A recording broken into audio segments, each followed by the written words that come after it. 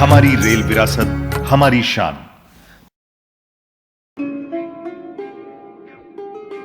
भारतीय रेल परिचालन के इतिहास में ईस्ट इंडियन रेल की महत्वपूर्ण भूमिका सदा से ही रही है, क्योंकि उस दौर में ईस्ट इंडिया कंपनी की राजधानी कलकत्ता थी। बंगाल क्षेत्र में ईस्ट इंडियन रेलवे के और विस्तार के लिए उत्प्रेरक उपादानों, जिसके कारण इस क्षेत्र में रेलवे संचालन का मूलभूत ढांचा काफी तेजी से तैयार हो सका। सस्ती जमीन, श्रमिक, प्रचुर कोयला, लोहा, चूना, पत्थर, ईंट आदि संसाधनों का भरपूर उपयोग एवं उपभोग करते हुए ईस्ट इंडियन रेलवे ने बंगाल प्रदेश अर्थात झारखंड, बिहार, उड़ीसा, छत्तीसगढ़ तक के विस्तृत क्षेत्र का व्यापक विकास किया। ईस्ट इंडियन रेलवे के तत्कालीन विशाल रेल साम्राज्य का एक बड़ा आधारभूत हिस्सा आसनसोल मंडल के क्षेत्राधिकार में है। इनमें से कई हमारी रेलवे विरासत के स्वर्णिम अध्याय के रूप में स्वीकृत एवं स्तुत्य हैं। फिलहाल आसनसोल मंडल के क्षेत्राधिकार में स्थित 5 railway institute, 6 railway station, 3 railway बंगलों के साथ कुल 23 विरासती भवनों को चिन्हित किया गया है और उनके पुराने संरचनात्मक गौरव हेतु कई चरणों में पुनरुद्धार कार्यक्रम चलाए जा रहे हैं। आइए आपको लेकर चलते हैं ईस्ट इंडियन रेलवे की शानदार धरोहरों की दुनिया में। बंगलो नंबर 205 अर्थात पुराना डीएस ऑफिस। ये कलात्मक भवन उस जमाने के डिविजनल वेहिकुलर सुपरिटेंडेंट और सीनियर सुपरिटेंडेंट ऑफ वर्क्स का कार्यालय था, जिस पद को बाद में डीआरएम और सीनियर डीएन कोऑर्डिनेशन के नाम से जाना गया। यहां से वे रेलवे प्रशासन तंत्र का संचालन करते थे। बंगलो नंबर 8 डीएस के लिए इस नए आवास का निर्माण 1880 में हुआ। दो मुहानी बाजार रोड पर स्थित ये बंगलो 1928 में तत्कालीन लोकप्रिय डीएस श्री एमएस गुजराल के सौजन्य से आरओटीसी अर्थात रेलवे ऑफिसर प्रशिक्षण केंद्र के रूप में स्थापित हुआ। आईआरटीएस अधिकारियों के लिए स्थापित इस प्रतिष्ठित ट्रेनिंग सेंटर का आदर्श वाक्य था, हम लोग अलग अलग रेलवे जोन में कार्य करेंगे, किंतु प्रशिक्षण हम लोग एक साथ प्राप्त करेंगे। एक प्रतिष्ठित रेलवे प्रशिक्षण केंद्र के रूप में आरओटीसी 1971 के बैच तक चालू हालत में था। मंडल रेल प्रबंधक का बंगलो। सन 1928 में बंगलो नंबर 8 आरओटीसी से हटाकर आश्रम मोड़ के समीप प्राकृतिक सुषमा से हरे भरे क्षेत्र में वर्तमान डीआरएम बंगलो का निर्माण संपन्न हुआ। लगभग 530 वर्ग मीटर के विस्तृत क्षेत्र में यह भवन अपनी स्थापत्य कला और सुरुचिपूर्ण संरचना के लिए सुप्रसिद्ध है। लगभग 100 साल पुरानी खिड़कियों और दरवाजों की शानो शौकत वैसी की वैसी ही है। सामने के बरामदे की खास बनावट के कारण वर्षा के दिनों का भरपूर आनंद लिया जा सकता है। इस बंगलो के पहले निवासी श्री WH यंग थे, जिनका बतौर डीएस कार्यकाल नवंबर 1926 से मार्च 1929 तक था। वर्तमान मंडल कार्यालय यानी डीएस ऑफिस। सन 1928 में 2 मंजिलों वाले मंडल के इस नए प्रशासनिक कार्यालय भवन का निर्माण किया गया। 1958 में इस भवन के पश्चिमी छोर पर एक दूसरे भवन को जोड़ा गया। इस कार्यालय में पहले डीएस के रूप में मिस्टर WH यंग ने कार्यभार संभाला। पुराना आसनसोल स्टेशन। आसनसोल शहर की विस्तारित संरचना के लिए सन 1863 का विशेष महत्व है, क्योंकि इसी वर्ष EIR के केंद्र को रानीगंज से आसनसोल तक बढ़ाया गया था। इसी स्थान पर सन 1862-63 में बड़े रेलवे स्टेशन और लोको शेड का निर्माण किया गया, जिसके लिए लगभग 95,000 रुपए का अनुदान दिया गया था। वर्तमान आसनसोल स्टेशन। रेल आंदोलन में वृद्धि के साथ आसनसोल स्टेशन को सन 1885 में उसके पिछले स्थान से स्थानांतरित कर 3 प्लेटफॉर्म्स के साथ अपने वर्तमान स्थान पर लाया गया। बाद में सन 1889 में आसनसोल और दामोदर स्टेशनों के बीच 7.5 किलोमीटर की रेल लाइन को कोयले की ढुलाई से जोड़ा गया और ये बंगाल नागपुर रेलवे के आसनसोल आद्रा सेक्शन का एक हिस्सा बन गया और इस प्रकार प्लेटफॉर्म्स की संख्या बढ़कर 4 हो गई। डूरेंट या विवेकानंद इंस्टीट्यूट सन 1878 में रेलवे के यूरोपियन कार्मिकों के मनोरंजन के लिए स्थापित ये इंस्टीट्यूट अपनी भव्यता, शानो शौकत और कलात्मकता के लिए विश्व प्रसिद्ध था। पूर्व रेलवे के गौरवपूर्ण विरासत स्थल के रूप में नवीनीकृत इस डूरेंट इंस्टीट्यूट को 15 अगस्त 2018 को राष्ट्र के नाम समर्पित किया गया है। इस टावर की भीतरी दीवार पर भली भांति लगे कांस्य पट्टिका पर ईस्ट इंडियन रेलवे के उन अधिकारियों और कर्मियों के नाम उत्कीर्ण हैं जिन्होंने प्रथम विश्व युद्ध के दौरान विश्व के विभिन्न मोर्चों पर ड्यूटी पर रहते हुए अपने जीवन का बलिदान कर दिया था। ये इंस्टीट्यूट कलकत्ता से सहारनपुर तक EIR के उच्च अधिकारियों के बीच बड़ा लोकप्रिय था, जो क्रिसमस उत्सव के दौरान इसकी परिष्कृत नृत्यशाला में नृत्य करने को आतुर रहते थे।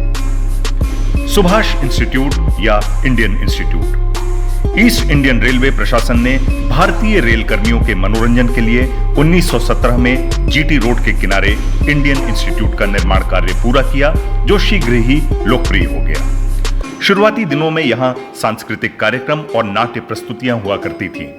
टॉकीज के दौर में अरोड़ा स्टूडियो के सौजन्य से इस इंस्टीट्यूट में फिल्मों का प्रदर्शन होने लगा। तत्कालीन स्वतंत्रता संग्राम के दिनों में यहां स्वतंत्रता सेनानियों की बैठकें हुआ करती थीं। भारत की स्वतंत्रता के बाद सुप्रसिद्ध सेना नायक नेताजी सुभाष चंद्र बोस के सम्मान में इसका नाम सुभाष इंस्टीट्यूट हो गया। Free mason hall divisional railway stadium या लोको ग्राउंड के ठीक विपरीत दिशा में लॉज पायनियर के रूप में फ्री मेसन हॉल भी एक विरासत स्थल है, जिसकी स्थापना सन 1873 में हुई थी। विक्टोरियन युग की गॉथिक शैली में निर्मित ये 2 मंजिला भवन अपनी लालित्यपूर्ण निर्माण कला के लिए प्रशंसनीय एवं दर्शनीय है। लॉज के भीतर की चीजों को यहां संरक्षित करने के तरीके के बारे में जानकर आश्चर्य होगा। कुर्सियां, मैसोनिक टूल्स और मेसन संबंधी प्रतीक इत्यादि ने अभी भी अपना आकर्षण नहीं खोया है। चित्तरंजन इंस्टीट्यूट अंडाल 1938 में निर्मित ये इंस्टीट्यूट अंडाल के आसपास के डिपो, यार्ड आदि में कार्यरत रेल कर्मियों के मनोरंजन के लिए अपने समय में काफी लोकप्रिय था। यहां समय समय पर सांस्कृतिक कार्यक्रमों का आयोजन हुआ करता था। टैगोर इंस्टीट्यूट सीतारामपुर इस क्लब में ब्रिटिशों के मनोरंजन के लिए यहां सांस्कृतिक कार्यक्रमों के आयोजन के अलावा नाट्य प्रस्तुतियां होती थीं। आजादी के बाद गुरुदेव रविंद्रनाथ टैगोर के सम्मान में इसका नाम टैगोर इंस्टीट्यूट रखा गया। इसके नजदीकी मैदान को पलटन डांगा कहा जाता है, क्योंकि द्वितीय विश्व युद्ध के दौरान यहां ब्रिटिश और अमेरिकन फौज की टुकड़ी ने इस मैदान में डेरा डाला था। यहां खेलकूद की प्रतियोगिताएं आयोजित हुआ करती थीं। कॉस्मोपॉलिटन इंस्टीट्यूट या लाल बहादुर शास्त्री इंस्टीट्यूट मधुपुर सन 1921 में स्थापित कॉस्मोपॉलिटन इंस्टीट्यूट मधुपुर और आसपास के लोगों के बीच काफी लोकप्रिय था। पूर्व प्रधानमंत्री श्री लाल बहादुर शास्त्री के सम्मान में इसका नाम शास्त्री इंस्टीट्यूट कर दिया गया। भारत सरकार के पूर्व वित्त मंत्री श्री यशवंत सिन्हा जब दुमका कमिश्नरी के आयुक्त थे, तब वे मधुपुर आने पर यहाँ बैडमिंटन खेला करते थे। मधुपुर, गिरिडीह, जामताड़ा, नरगंजो, जसीडी, दुमका और देवघर बांका सेक्शन में यही एक अकेला रेलवे इंस्टीट्यूट है। मुख्य यार्ड मास्टर कार्यालय सीतारामपुर सन 1865 में ईस्ट इंडियन रेलवे द्वारा लाइन को सीतारामपुर तक बढ़ा दिया गया था। बाद में गया मुगल सराय GC लाइन के बन जाने के बाद सीतारामपुर मेन और GC लाइन का ये एक प्रमुख जंक्शन स्टेशन बन गया। प्लेटफॉर्म के बीच बना CYM ऑफिस आज भी अपने मूल ढांचे में मजबूती से खड़ा है और विगत 100 साल के इतिहास का जीवंत साक्षी है। CYM बंगलो सीतारामपुर स्थित ये बंगला यहाँ के CYM का आवास था। हरे भरे परिवेश में स्थित ये बंगला इतिहास के एक लंबे दौर का गवाह है। लोको फोरमैन बंगला सीतारामपुर एक जमाने में एशिया के सबसे बड़े वाष्प इंजन का लोको शेड सीतारामपुर में था और यहां के लोको फोरमैन की सबसे ज्यादा पूछ एवं पहचान थी। स्टेशन के मुख्य भाग में स्थित यह भव्य बंगला तत्कालीन लोको फोरमैन लोगों का निवास हुआ करता था।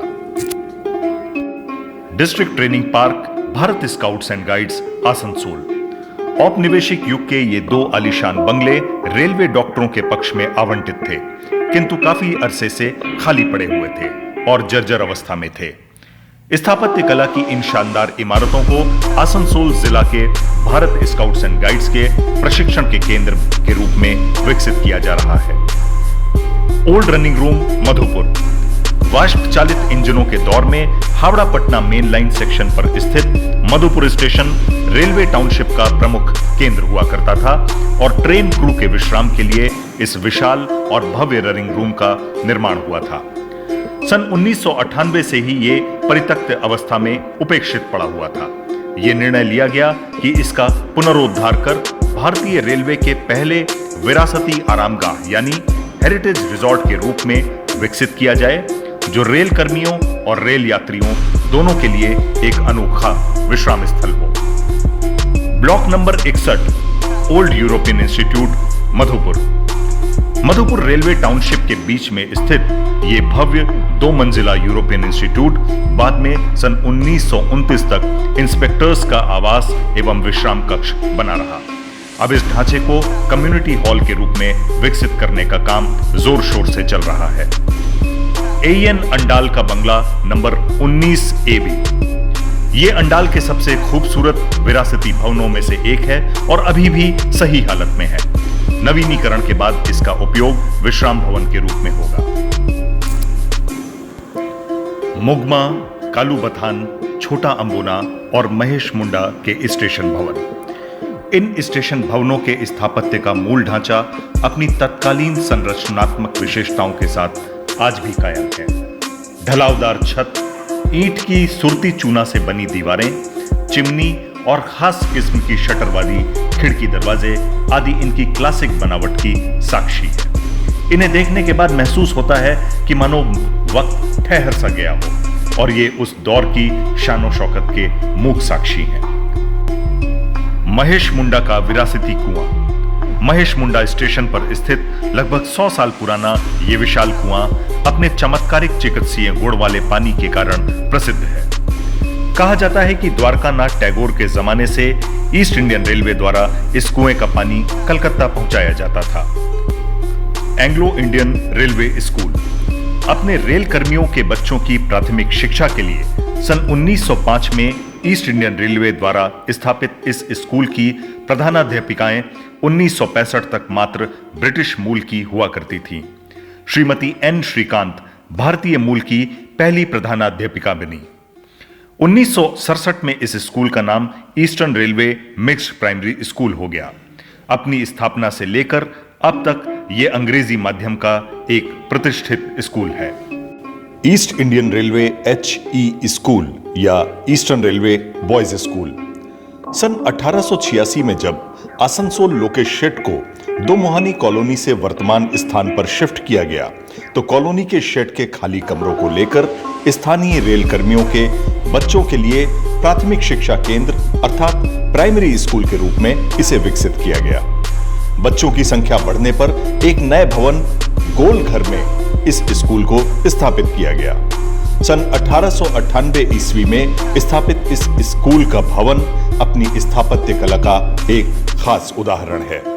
सन 1899 में इसे कलकत्ता विश्वविद्यालय ने मान्यता प्रदान की।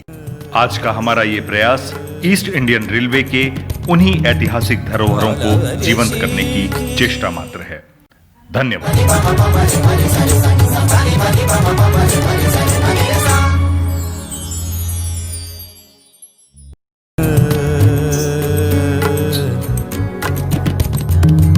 काला